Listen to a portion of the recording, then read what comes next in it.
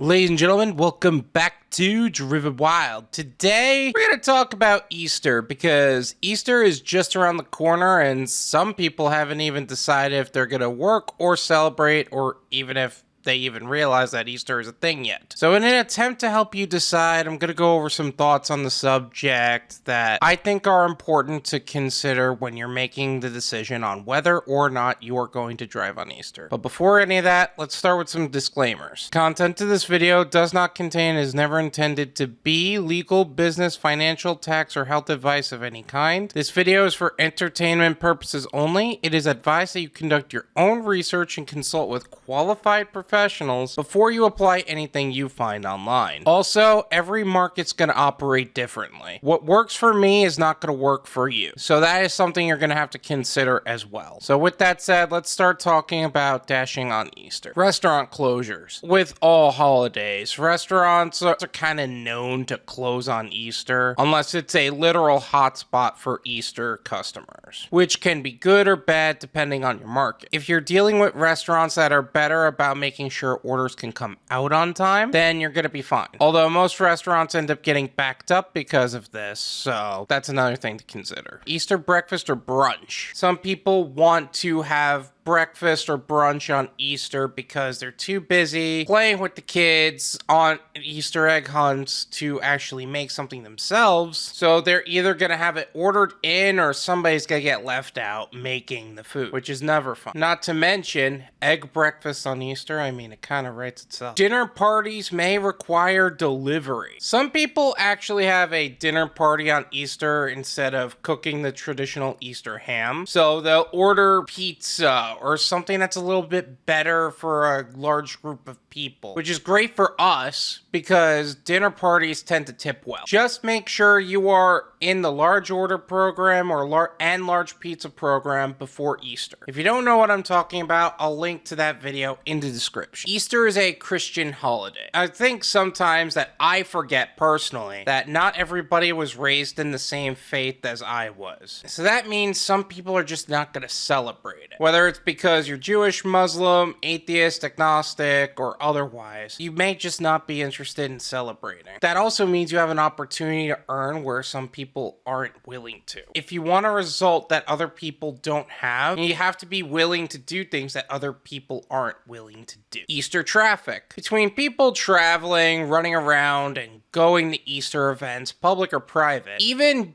just kids having fun in the yard or road, you know that traffic's gonna be a hassle. Just be prepared for that. Drive safely, be careful of pedestrians, and all that good stuff. Bonding with family and friends. I think sometimes as gig workers, we forget to take a day off.